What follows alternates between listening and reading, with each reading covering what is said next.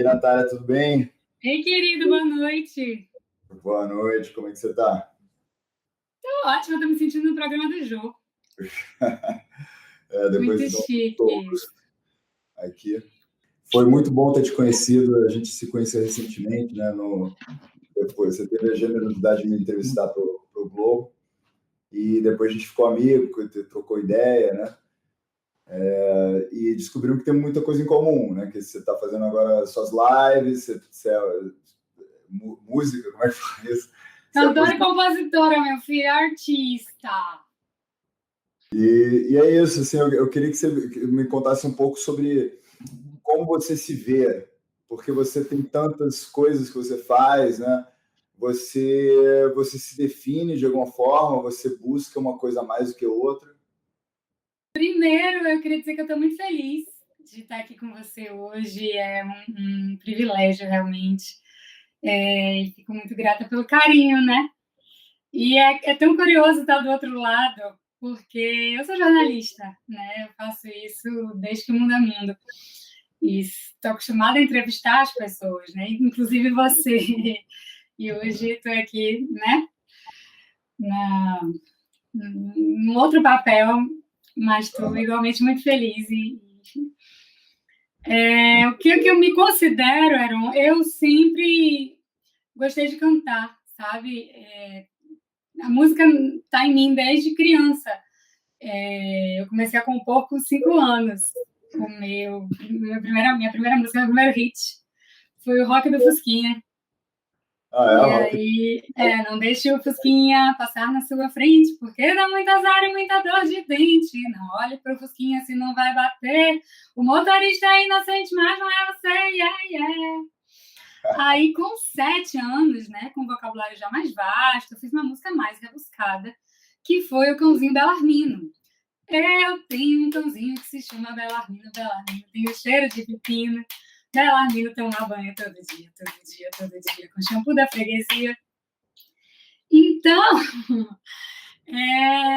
eu canto e componho desde cedo, né? Desde que eu me entendo por gente. Você falou que idade mesmo? 5, o Rock do Fusquinha foi com 5. Você tinha conhecimento musical para fazer isso? Tipo, de onde veio? Não tinha. Na verdade, todas as músicas que eu compus até hoje foram por instinto, porque eu não toco violão. Na verdade, eu toco violão mal e porcamente, né? Eu toco 5 músicas há 20 anos. Meu pai me ensinou Asa Branca, é o meu carro-chefe. E então eu componho de ouvido, a letra e a música juntas, mas de ouvido.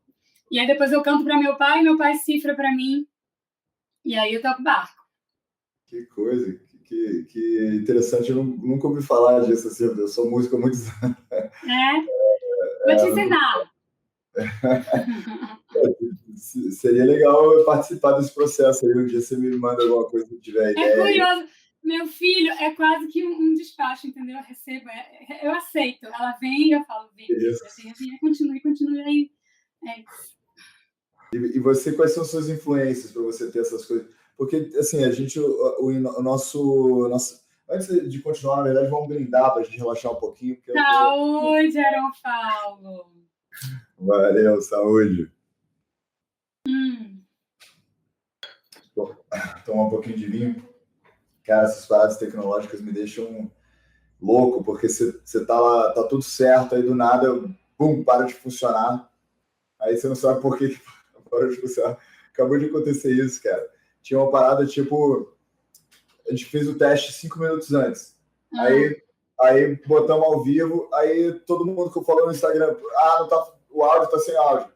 Aí, milagrosamente, o áudio tinha desaparecido. Pô, impressionante, cara. O áudio ficou nervoso. Oi? Com a minha presença, o áudio ficou nervoso, se acanhou.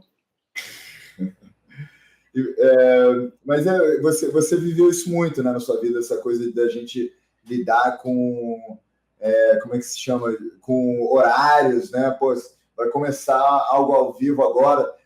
Você fez muita coisa ao vivo, muita transmissão ao vivo? Não? Eu fiz. E paguei muito mico. Eu lembro do o meu primeiro ao vivo, porque eu sou jornalista, né, gente? Enfim, antes de qualquer coisa neste momento. Desde os 19 anos, eu sou repórter, eu sou baiana, né? Ninguém percebeu. E com 19 anos eu já era repórter na TV lá na Bahia. E aí, um belo dia me perguntaram se eu podia fazer um ao vivo com o Horácio Moreira. Eu falei, ai, meu Deus do céu. Claro, venha, eu sou dessas, né? Me passam um desafio, eu encaro. E aí, quando eu vi, tava eu entrevistando o Horácio Moreira, eu olhava pra minha mão e ela não tremia assim, freneticamente, eu segurava ela, calma, minha filha.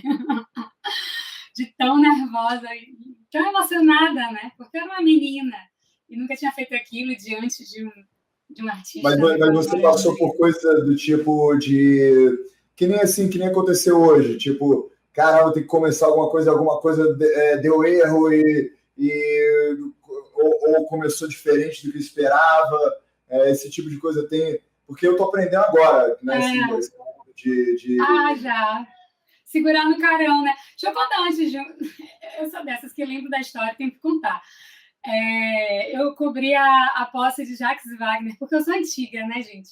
Eu cobri a posse de Jacques Wagner no governo da Bahia, em 1902, quando eles derrotaram a CM. E eu tinha que narrar todos os ministros que estavam no palco. E eu esqueci que Valdir Pires era o ministro da Defesa. E aí eu falei, o ministro Valdir Pires. Mas acontecia de convidado demorar para entrar.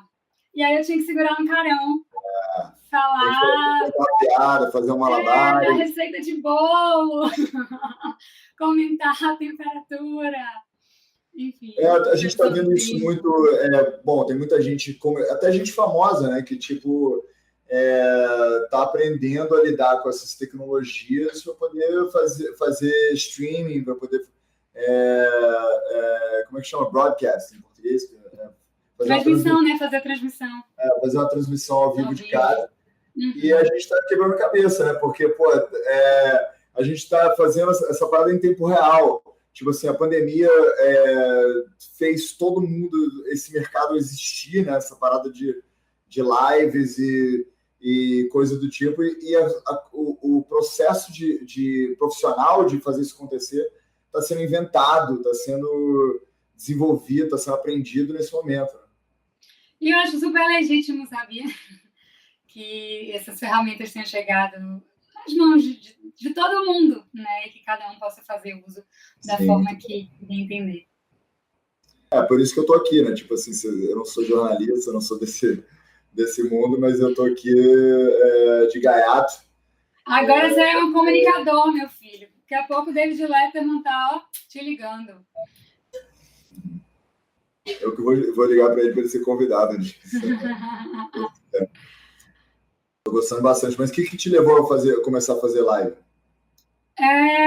Foi a pandemia mesmo. Na verdade, eu tinha tido essa ideia eu já tinha tido uma ideia de um programete que eu faria para o YouTube. Me Cante uma História. Porque eu gostei do nome, sabe? Eu tive esse insight. Eu sempre no colégio começava minhas redações pelo título e depois eu fazia a conclusão, porque eu achava que tinha que ser lacrante. Aí depois que eu vinha para o recheio. E eu tive essa ideia de título, guardei comigo, falei, olha, bom. Cheguei a gravar, né, uns vídeos com o meu marido da videomaker, com ele, explicando as histórias por trás das minhas músicas. Me Cante uma História. Eu falei, de repente as pessoas vão gostar, né, de ouvir as histórias por trás das minhas músicas. É curioso. Às vezes você não faz ideia de como a música surgiu. A minha preparadora, enfim, professora de canto da vida, Sueli Mesquita, que é diretora-geral do meu show, ela fez uma música para a indústria fonográfica, uma música que eu cantava já há muito tempo, não fazia ideia que ela tinha feito uma crítica para a indústria fonográfica, sabe? Então eu achei que as pessoas fossem gostar dessas histórias. Aí na pandemia, que eu vi a febre das lives e a queda das fronteiras, mesmo que você percebeu também. Eu falei, olha, de repente eu posso conversar com outros artistas sobre as histórias por trás de músicas deles também. E dividir essas histórias com as pessoas, né? Ainda mais num momento tão difícil, né? Tão consternado. As pessoas estão isso que tem feito. Você tem chamado nas suas lives. As suas lives são chamando músicos, né, para conversar. E você está me ouvindo bem, by the way? Estou te ouvindo lindamente, by the way. Tá bom. E você chama músicos profissionais, músicos renomados, ou não necessariamente, ou só mais conhecidos?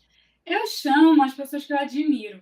Eu quis começar com Roberto Menescal porque eu cresci cantando bossa nova com meu pai. Então, a bossa nova é uma coisa muito forte para mim, muito significativa. E Menescal é um ídolo, né? Então, e ele me deu esse presente, ele foi o primeiro convidado a aceitar e foi o que me deu força, porque eu tenho uma bebezinha, eu estava cuidando de casa, do meu trabalho, e eu que produzia minha live. Por 7 meses eu produzia essa live sozinha, né? Então, o Menescal ter aceitado, para mim, foi o empurrão que eu precisava. Aí vieram Pretinho da Serrinha, João Cavalcante, Lobão, enfim, Supla. A coisa foi crescendo, né? Tomando uma proporção que eu nem imaginava. E foi muito bom. Uau, que incrível. Eu nem sabia porque assim, eu acompanhei um pouquinho, a gente conversou um pouquinho sobre isso. Só que, cara, eu converso com 1 milhão de pessoas, eu não lembrava das informações, mas eu lembro que você tinha me falado isso. E você, pô, cresceu muito rápido, né? Você começou a fazer as lives e as pessoas começaram a aceitar. Pô, esse é o jeito carismático de encantar as pessoas. Você tem essa alegria baiana, esse sorrisão aí. Meu filho, eu entrevistei o seu Valença, eu entrevistei o Xande de Pilares agora recentemente, foi tão legal. Foi muita gente boa, foi realmente um privilégio, um presente que eu recebi desses artistas. Aí, então, assim, para o público que está nos ouvindo no Spotify, no YouTube daqui a 50 anos, as suas lives chamam Cante Sua História, né? Me Cante Uma História. Cante uma história. Então, ouviram aí, Me Cante uma História. Podem encontrar. Tá disponível aonde? No meu Instagram, @NataliaBoeri. E no meu YouTube, youtube.com/Natalia Boeri. Boeri é Boere. E se inscrevam, tá, gente? Eu fiz essa live com o Xande, estava bombando na vida. Eu esqueci de fazer autopropaganda, de pedir para as pessoas me seguirem no Instagram, porque meu show, eu vou fazer um show que seria neste sábado, mas por conta da pandemia, a gente adiou para o fim do ano, ele vai ser transmitido pelo meu canal no YouTube. E eu estou postando todas as lives lá, então quem me seguir não vai perder. É isso. Então, sigam a Natália e o seu... você chama de quê? De live, de podcast? É uma série de lives. Uma série de lives. Aí fica gravado no IGTV. Fica, estão todos no IGTV e eu estou postando toda semana agora no meu canal no YouTube, que chama Natibô. Legal. E basicamente, resumindo, né, ela entrevista músicos e conta a história de música, de como eles compuseram as músicas, né? Isso, as histórias por trás das músicas deles, e eu canto e conto a história por trás de uma música minha. Ah, você também faz isso. Interessante. E qual foi sei lá, a mais interessante das histórias que você ouviu de música? Nossa, eu vi tanta coisa legal, Aaron. É que nem você perguntar o filho preferido, mas uma que me veio à cabeça aqui, que foi bem engraçada, Moreno Veloso compôs uma música, que vai participar do meu show, viu, gente? Ele compôs uma música que ele achou a cara de Maria Bethânia, a tia dele, e foi oferecer. Uma música chamada de hoje, música inédita, linda. E ela não quis gravar, porque a música tinha a palavra bunda.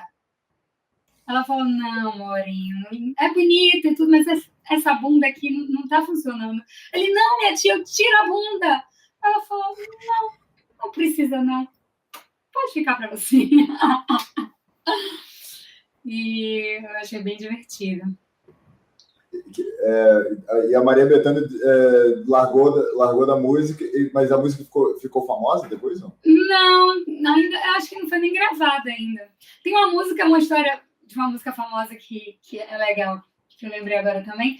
La Belle de Jour, de Alceu Valença. Ele fez para Jacqueline Bisset. Ele encontrou no Café de Paris, enfim, ele morou em Paris por muito tempo. Só que ele achou que Jacqueline Bisset era Catherine Deneuve. Então ele fez para Catherine Deneuve, que na verdade era Jacqueline Bisset. Fera. Então, me conta um pouco da sua história como jornalista. Então, que a sua principal coisa que você fez, vamos dizer, como profissão foi jornalismo, não foi? Até hoje, sim, eu fiz jornalismo porque eu sempre gostei de escrever, né, além de cantar. E música você não deixa de escrever também, é uma forma de expressão de qualquer jeito. Eu trabalho desde os 19 anos, eu já fui repórter na Band Bahia, na TVE, apresentei jornal e fiz demissão para passar um tempo em Nova York, porque meu sonho sempre foi viver de arte. Então, meus pais ficaram doidos, que a filha estava lá linda e loira apresentando jornal e de repente, uou, deu uma escapulida. Morei 1 ano e meio lá, estudei canto na Juilliard, estudei teatro no Strasberg. E quando eu voltei, meu sonho sempre foi morar no Rio, desde criança. Com 10 anos eu vim para cá, eu tinha uma tia que morava aqui, tia Binha, e eu achei esse lugar... Menino, eu fiquei apaixonada. Não sei dizer, era coisa de criança, sabe? Eu cheguei e vi aquelas pessoas tão ativas na praia, fazendo exercício.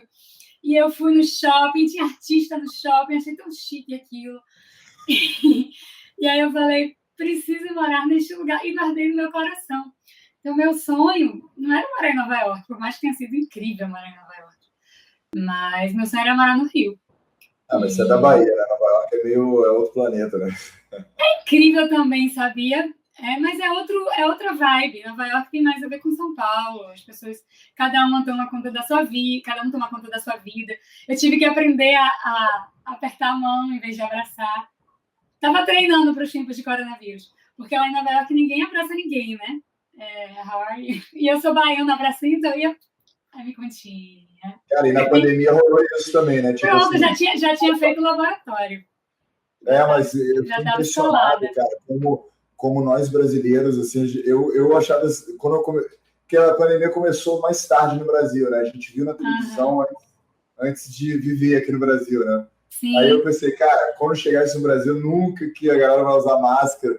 Aí eu saindo aqui no Rio de Janeiro, todo mundo na rua de máscara, pelo menos um certo momento ali, em maio do ano passado, rolou isso, né? Tipo, quando fechou tudo, cara, você saía, tava todo mundo de máscara em todo lugar.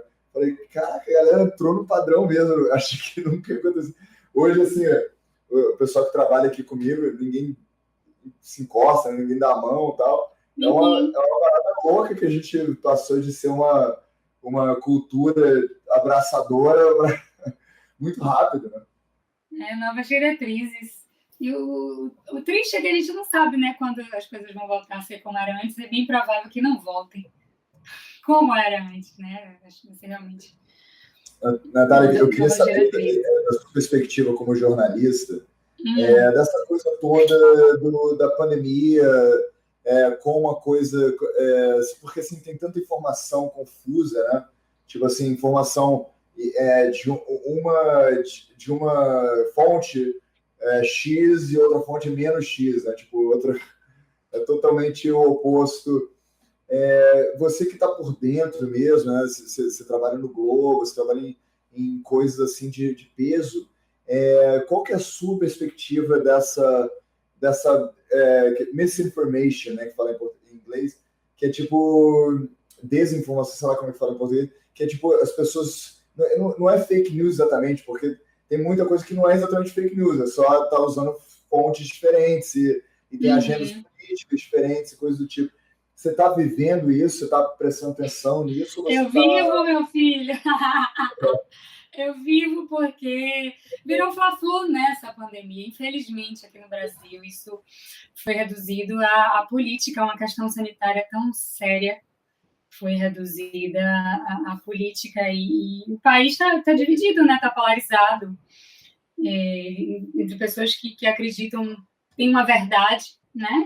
Que são informadas pelas redes sociais e creem naquilo e se deixam manipular, ao meu ver, tá, gente? Essa é a minha opinião. E tem pessoas que são informadas pela mídia e acaba, enfim, eles acabam rivalizando. Você acredita que existe uma polaridade entre mídia e rede social? Porque o que eu vejo é que mesmo a mainstream mídia tem uma polarização, assim, tem CNN versus Globo, né? Tem uma sim. Existe informações contraditórias. existe um lado dizendo que a pandemia não está tão grave assim, outro lado está dizendo que está mais mortal do que qualquer coisa que já houve na história do mundo. Então, tipo, né? Esse lado que eu tô falando, porque eu vejo muito jornalista falando nesse ponto de vista. Tipo, tem o fake news, que é tipo de coisas, fontes que não são confiáveis, e tem a news mainstream, né? Só que vamos esquecer dentro da própria mainstream news, né? O que é confiável e o que não é? Eu acho que vai da perspectiva de cada um, Aaron. Não existe uma verdade, né? Porque os veículos de comunicação, cada um tem os seus princípios, né? E, por exemplo, a CNN fala que eles acreditam ser a verdade, ou a verdade que é interessante naquele momento. E as pessoas que têm a CNN como referência vão acreditar naquela informação e vão achar que a Globo é um lixo, né? E vice-versa. Então, eu não tenho autoridade nenhuma para dizer o que é o certo e o que é o errado. Eu sei que cada veículo de comunicação tem a sua perspectiva e as pessoas estão, né, muito divididas nesse momento. Eu acho muito bonito você sendo uma jornalista que tem tanto, vamos dizer, insider knowledge, né? Você está por dentro do que está acontecendo e você disse, eu não tenho autoridade para dizer qual que é o certo. É uma postura muito, muito digna, né? A maioria das brigas nos jantares de família estão sendo porque as pessoas acham que tem autoridade suficiente para dizer qual que é o certo. Eu prefiro me abster, na verdade, nessas questões de família, inclusive, porque eu não vou convencer ninguém de ninguém. Essa foi a postura que eu adotei, sabe? Eu não vou convencer ninguém da minha opinião, ninguém vai me convencer. Então é melhor que a gente não discuta, né? Vamos falar sobre a nova estreia do Netflix para poupar cutis. Mas o que eu tenho a dizer é que eu acho uma temeridade se informar exclusivamente por WhatsApp, sabe? Tem muita gente que recebe muita coisa, que nem checa e compartilha, e isso vai criando um caráter de verdade muito perigoso. Eu sou meio que... Eu acho que todo mundo deveria fazer isso. Então, eu estou até recomendando isso para todos as pessoas que estão nos ouvindo aí. Cara, tipo, se você receber uma parada, primeiro, sobretudo se for alguma coisa que te interessa. Se não te interessa, não dá para você ser, né, vigilante, né? Tipo, polícia do fake news. Mas, porra, se você recebe uma coisa e te interessa, outro dia eu recebi uma notícia que um médico da China tinha dito, não, médico do Japão tinha dito que trabalhou em Wuhan, na província de Wuhan. Você ouviu falar disso aí? E fez testes e descobriu, através da ciência, que o coronavírus tinha sido inventado em laboratório. E esse médico era ganhador de prêmio Nobel, sei lá, uma coisa grande. Aí eu li a notícia e falei, cara, essa notícia, tipo assim, se isso for verdade, isso muda o mundo inteiro, sacou? Então, antes de eu dar o forward, né, antes de eu encaminhar para outra pessoa, eu fui lá, botei no Google, né, para ver se é verdade. E hoje em dia tem um monte de fact-checker, né? Tipo, você vai verificador de veracidade da informação. Cara, e eu não acredito nem nisso. Aí eu fui ver na página do cara, né, do médico que supostamente teria dito, para ver se na biografia dele diz que ele já trabalhou em Wuhan, entendeu? Tipo, uma notícia dessas muda o mundo. Pode causar uma guerra mundial, entendeu? Então, você passar para frente além de idiotice sua, porque você vai estar acreditando numa mentira, você está passando à frente uma... É irresponsável, né? Você está passando, em hebraico chama Lashon Hará, que é a língua do mal. Você está passando à frente uma informação do mal, que está gerando mal, né? Que está gerando uma... Isso eu acho que é complicadíssimo. O que é que eu faço? Eu costumo ver. Saiu no Globo, saiu no G1, na Folha, no Estadão, no UOL, veículos que eu acredito, sabe? Beleza, tá valendo. Para mim, entendeu? Essa é uma eu como não confio em nenhum veículo, o jeito que eu penso é, tipo, qual é o peso dessa notícia, entendeu? Tipo, cara, o que isso muda? Tipo, e se muda uma coisa grave, aí eu tento, cara, usar o common sense, né? O senso comum, tipo, de ver quais são os motivadores por trás, né? Porque às vezes você vê assim, João Dória falou que tem muitos mais casos do que comum, mas às vezes eu não estou nem querendo dizer que isso é verdade, não tomo isso como verdade. Mas se o João Dória fechou São Paulo, que é o centro da economia brasileira, né, o que gera toda o coração da economia brasileira, e ele fechou isso, ele tem que, agora ele gera uma motivação para justificar o fechamento disso. Então, gera uma motivação pessoal de, mesmo que ele tenha que tirar números de fontes não necessariamente confiáveis, dizer que a coisa está pior do que está. Isso é uma motivação, entendeu? Que ele tem como pessoa para fazer. Porque se não for essas informações, aí ele está fudido, entendeu? Ele pessoalmente está fudido. Então, isso gera para mim uma suspeita psicológica, entendeu? Se eu entendo que isso está acontecendo, agora, se rola o contrário, né, se você tem uma motivação para mentir e você está dizendo uma verdade, tipo sei lá, um CEO de uma empresa que seria mandado embora por admitir certas falcatruas. Mas aí ele vai lá e admite e fala, pô, aí você tem um viés para acreditar mais no que ele está dizendo. Você entende? Eu acho que nunca tipo, ou tá certo ou tá errado. Eu acho que a gente tem que sempre ser cético sobre o que tá rolando, porque não é questão de, tipo assim, você, Natália Boeri, tá como jornalista falando uma mentira. Não é essa questão. É que a gente tem... você tá pegando uma fonte que foi te dada por uma outra pessoa e tem uma equipe inteira e não tem como saber, não tem como o jornalista saber o que é certo ou errado. Por isso que a gente tem que ter discernimento. Eu acho que o discernimento é o mais importante. E nessa questão de fake news e assim, jornalismo fact-checking, essa coisa toda, dentro do seu mundo pessoal, como que é para você pessoalmente essa coisa assim, das informações que você passa, das informações que você recebe, como que você vive isso diariamente? Acho que muita gente se interessa nisso, você entende, Natália? Desculpa te botar nessa Claro, não imagina. Eu falo que eu confio, enfim, no geral, né? Eu confio nesses veículos porque eu trabalho com jornalismo diário há muitos anos no Globo e eu vejo a seriedade dos meus colegas, sabe? O quanto eles checam, rechecam, apuram, reapuram, voltam na fonte. Então, eu acho que tem uma seriedade nesse trabalho, entendeu?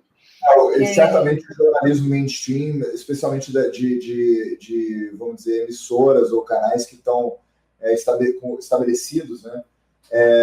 Eles têm eles têm muito a perder, né?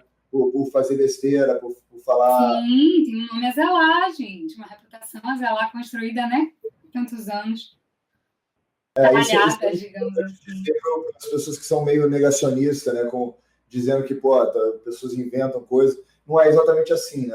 Tipo, não dá para só inventar coisas para essas pessoas que são, vamos dizer, que tem esse ceticismo absoluto, né? De certos canais de mídia. É verdade isso que eu estou falando? Assim, você trabalhando nisso, tipo, não dá, né? Tipo, tem muitas camadas, né? De proteção, né? Tem stakeholders, tem acionistas, né? Tem uma série de... É isso? O que você falou, eu falo, nós jornalistas temos o nome a zelar e os veículos têm uma reputação a zelar. Então, eu acho que a responsabilidade é muito grande e o cuidado é muito grande, apesar de tudo, né? Dos interesses que existem de stakeholders e afins. Legal. É bom ouvir sua perspectiva sobre isso. Então, assim, voltando um pouquinho para o seu trabalho pessoal, né, saindo dessa coisa polêmica, você, dentro talvez se unindo as duas coisas, você é uma jornalista profissional que trabalha para grandes outlets, como que chama? Grandes nomes da imprensa. Oh my God! Amazing. I'm amazing! Oh my God! Como que você faz essa diferenciação entre seu trabalho o seu trabalho pessoal, né? Você como influencer, né? Lançando uma música ou fazendo as suas lives e você como uma profissional trabalhando para uma emissora, para algum canal mais estabelecido. Para um veículo, você fala? Veículo. Eu não diferencio muito não, sabe? Eu sou muito autêntica, eu sou muito eu em todas as minhas atividades. É engraçado quando eu estou entrevistando as pessoas. Você deve ter percebido isso. Eu sou muito informal. Às vezes eu estou entrevistando alguém e aí chega minha filha, porque a gente está em home office, né? Eu estou em casa, tenho uma bebezinha. Chega Isabela, eu falei, peraí, rapidinho. Minha filha, agora não dá para mamar, não. Daqui a pouco a mãe fala com você. Porque eu sou assim no meu dia a dia, sabe? Tem gente que pode, sei lá, não saber como lidar. Às vezes Isabela entrava na minha live. Aconteceu no Padre Omar. Isabela era pequenininha. Não tinha feito nenhum ano ainda. Padre Omar foi um dos meus primeiros convidados. Ela queria mamar, ela mamou. Ela mamou na live. Sério? Seríssimo, meu filho. O que eu ia fazer? Eu tava terminando a live, ela tava chorando, querendo mamar. Vem a minha filha, mamou. Eu sou uma só, sabe, Aaron? Na verdade, olha aqui, um momento análise. Eu descobri na análise que tem 2 Natálias. E aprendi a conviver e respeitar cada uma delas. Não sei se você sente isso, porque às vezes eu tô assim, exuberante, falante, e tem dias que eu tô introspectiva, que eu atravesso a rua porque eu não tô a fim de dar bom dia, sei lá, pro cachorro. Eu não consigo imaginar de você, não, porque toda vez que eu conversei com você estava sorrindo de ponta a ponta, você estava aberta. Meu filho, mas eu tenho meus dias de patinho feio. Eu aprendi a respeitar, sabe? Entender que é normal. Pode não ser tão legal aos meus olhos, né? Aos olhos de outras pessoas, talvez, mas sou eu. Então, hoje eu já convivo bem com as 2 Natálias. Isso eu vejo muito em você, que você faz muito bem, que é tipo de se aceitar, né? Você fala, isso aí mesmo, pô, amamentar na live, isso aí me impressionou. Mas isso é importante, eu estou aprendendo isso como comunicador, né? Como alguém que está saindo do armário como comunicador. Eu estou descobrindo a importância da gente estar bem consigo, né? Tipo, você tem que se aceitar as limitações, né? Aceitar os erros e lidar com isso. Tipo, hoje mesmo rolou esses problemas técnicos. Pô, eu tenho muito que aprender ainda em termos de voltar para o centro e fazer um bom trabalho independente. Porque essas coisas acontecem, fogem ao nosso controle, né? Então não adianta a gente ficar se autoflagelando, porque não vai fazer diferença. Foca na solução e vai. Eu sou especialista em resolução de problemas. Não fico sofrendo pelo que acontece, não. Agora, esse negócio de se aceitar, eu me lembrei de uma coisa. Quando eu vinha para o Rio, quando era criança, né? Eu achava o sotaque carioca lindo. E então, eu passava uma semana no Rio e voltava para Salvador insuportável.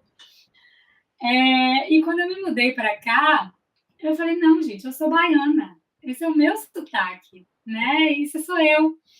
Então, eu fiz questão de guardar o sotaque comigo e ele estará sempre comigo, porque é um orgulho muito grande. Eu amo o Rio de Janeiro, é aqui que eu quero estar, mas eu tenho muito orgulho de ser baiana, da minha terra, das minhas raízes. Você quer guardar o sotaque de Salvador, né? Isso, o sotaque da Bahia. Eu vivi uma parada parecida com isso, achando que eu era londrino, né? Eu cresci em Brasília, eu era conhecido como o londrino de Brasília. E aí, quando eu mudei para Londres, até foi o Luiz Felipe de Orleans Bragança que me falou isso. Ele falou, cara, você descobre que você é brasileiro por eliminação. Tipo assim, você mora em outros lugares e você vê que você não é bem aquela parada, né? Porque o Brasil o Brasil tem Paraná, tem Mato Grosso, tem Nordeste, tem todo tipo de característica bizarramente diferente, né? E é difícil a gente saber que é brasileiro de fato. O gringo tem, brasileiro é o carioca ou o baiano, né? Porque é isso que eles veem. Mas, a gente sabe como brasileiro que tem mundos totalmente diferentes, né? O gaúcho, até hoje ninguém decifrou, né, de onde nasceu aquela figura. Barbaridade. Mas, cara, a identidade brasileira é foda. Então, tipo, a gente realmente... Eu achei muito legal essa definição. Você viaja pelo mundo inteiro e mora em lugares diferentes, você vê, caraca, eu não sou isso, eu não sou aquilo. Eu sou outra coisa, eu sou uma parada brasileira, entendeu? Eu sou baiana, pai. A baiana é outro nível, pô. O baiano, tipo, é muito único. E eu realmente descobri isso e parei com essa onda. Assim, eu fazia muita pose, ainda faço, mas eu tô aos poucos eliminando isso. Porque realmente a gente tem que começar a aceitar, né?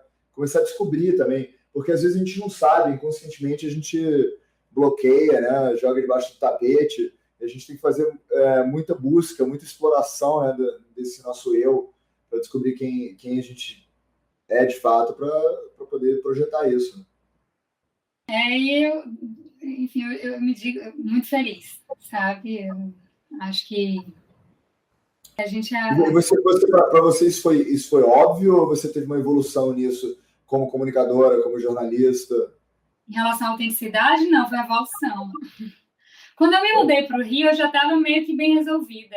Mas, por um tempo, eu acho que no telejornalismo, especificamente, eu acho que o sotaque nordestino, aqui no Sudeste, não é tão bem visto. Inclusive, uma colega de uma emissora, eu descobri que ela era nordestina fora do trabalho, porque eu já tinha visto no ar. Não dava a menor pinta de nordestina. Dentro do armário. Nos bastidores é que eu vi o sotaque e falei, olha, então ainda existe esse certo. Na verdade, eles tentam polir, sabe? Dar uma certa homogeneizada. Fala isso muito, cara. Até eu tenho uma história dos Rolling Stones, né? Que tem os Beatles e os Rolling Stones. E os Rolling Stones, eles mudaram o sotaque deles, né? Para conversar. Tipo assim, quando o Mick Jagger fala, ele fala como se ele fosse londrino, sempre foi de lá, etc. E os Beatles sempre... Na verdade, eu não lembro se o Mick Jagger é londrino ou não, mas ele mudou... Ele ficou com um sotaque mais polido, né? Para as pessoas se entenderem. Ele não tinha aquele sotaque classe trabalhadora. Eu não lembro exatamente o que é, mas ele tinha um sotaque que mudou. E o John Lennon se orgulhava de nunca ter mudado o sotaque de Liverpool, que sempre manteve, né? Mas é que nem você falou, às vezes a gente muda durante um tempo e volta, né? Volta porque a gente se descobre e fala, pô, que babaca que eu tava sendo. E às vezes não é nem por vontade própria, né? Nesse caso do telejornalismo, é meio que uma exigência do mercado mesmo. Eu cheguei a fazer fono. Na fono existe um padrão, assim, a seguir. Por exemplo, a gente fala perdão, perdoar. No Sudeste fala perdão, perdoar. E isso é mais aceito, né? Teoricamente é mais sonoro. Então existe um trabalho em relação a isso. Mas eu perdoo. Natália, então, pô, foi ótimo te ter aqui. Mais uma vez, desculpa pelos erros técnicos que ocorreram no início. Eu queria que, antes da gente terminar aqui, que você relembrasse as diferentes coisas que você tem a oferecer, aonde encontrar o seu trabalho. Você sabe o que eu vou fazer? Deixa eu ver se eu consigo, tá? Vamos falando aí. Eu vou cantar uma música para você. Tá ótimo. Vamos. Que tal? Uma música minha. Agora, eu não tinha preparado, quem sabe faz ao vivo, né? A pessoa tem a ideia, aí de repente resolve fazer, aí vai ver se consegue. Eu sou dessas. Então vamos conversando aí, Herói, enquanto eu vejo se rola. Conversando. Peraí. Você já ouviu aquela piada do português? Ai, é ótima! Ainda pode sacanear português? Eu não sei se isso é... Não, hoje não é mais indicado. Mas você sabe que eu descobri que em Portugal eles também fazem piada com brasileiro, você sabe, né? É mesmo? Não, isso eu não ouvi falar, não. É seríssimo. Eu morei na Espanha, né? Eu morei na Espanha, fiz um semestre do meu curso de jornalismo em Santiago de Compostela. E aí eu aproveitei para viajar por ali. A gente estava com umas amigas, a gente conheceu bastante de Portugal. E uma das minhas grandes surpresas foi descobrir que piada de brasileiro lá é igual a piada de português aqui. Natália, você quer que a gente... Vamos tentar colocar a música da Natália? Vamos tentar ver se a gente coloca ao vivo a música e depois a gente vê você cantando também, pode ser? Eu achei aqui a base. Você quer que eu mande para você a música, é isso? Não, porque a gente tem que... coloca aí, vamos ver, vamos colocar. Vê se você ouve. Ai, você tem imagens minhas, que beleza. Tô achando chique. Você tá me ouvindo, Heron? Não, tô ouvindo, mas a gente tá ouvindo a música. É difícil. Tá ouvindo a base? Conviver comigo. Complicado entender o que eu digo. Quando eu digo, pois o orgulho não deixa a verdade sair. Só o que eu sei é fingir que eu não ligo. Se eu não sei onde te achar, que eu não ligo. Se você não quer voltar, que eu não ligo. De te ver com outra pessoa e saber que eu te perdi por ser assim. Me arrependo de... Olha, veio pra caixa. Não ter feito. Sinto falta de você, do seu jeito. Até quando você fraca, insistir em esconder e fugir da verdade. O mundo tem que saber que eu ligo. Se eu não sei onde te achar, sim, eu ligo. Se você não quer voltar, como eu ligo. De te ver com outra pessoa e saber que eu te perdi por ser assim. Obrigada. Muito bom. Natália, foi uma maravilha te ter aqui. Você é uma pessoa maravilhosa. Querido. Você é Obrigado ótimo. Foi um prazer conhecer você e estar aqui. Imagina. Valeu, gente. Boa noite a todos. Beijo, gente. Boa noite. Até a próxima. Tchau. Beijo, gente. Boa noite. Até a próxima. Tchau.